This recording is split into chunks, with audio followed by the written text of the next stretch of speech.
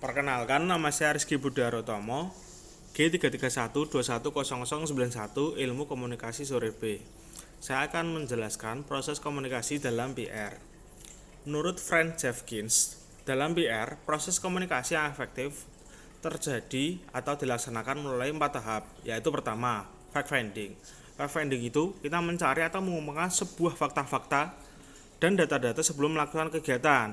Contoh, kita kalau mau melakukan sesuatu hal, target sasaran kita apa, terus siapa. Jadi kita mengumpulkan suatu data-data tersebut dulu.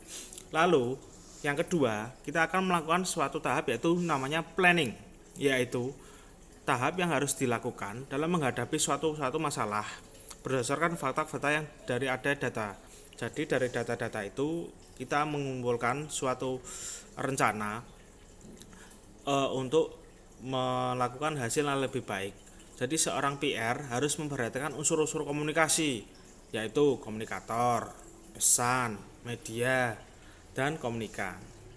Setelah itu, melakukan suatu kegiatan yaitu communicating, melaksanakan kegiatan yang sudah direncanakan pada tahap sebelumnya yaitu planning. Jadi setelah kita melakukan planning, kita akan melakukan suatu tahap yaitu komunikasi.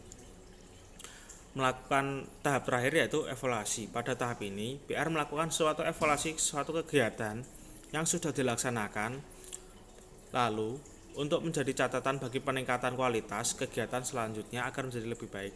Jadi kita mengevaluasi suatu kesalahan-kesalahan dari yang kita lakukan agar untuk kedepannya bisa menjadi lebih baik.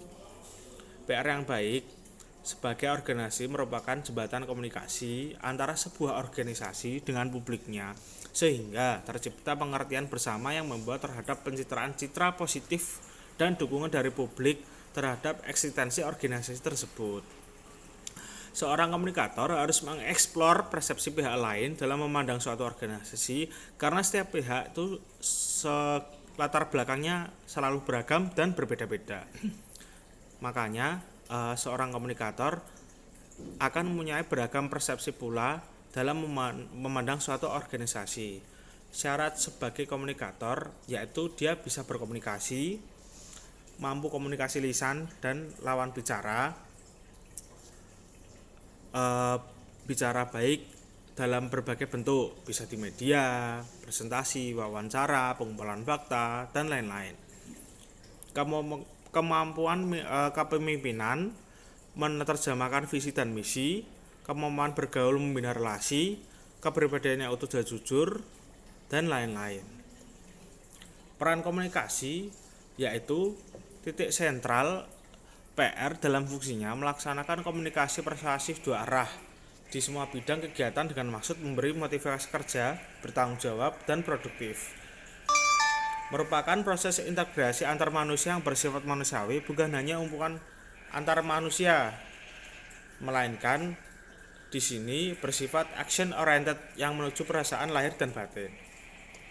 Komunikasi yang efektif akan terbentuk setidaknya ada 5 komponen yang terpenuhi, yaitu adanya kesamaan kepentingan antar komunikator dengan komunikan, adanya sikap yang mendukung dari kedua belah pihak, sikap positif, sikap keterbukaan, dan dapat menempatkan diri pada mitra wicaranya. Terima kasih.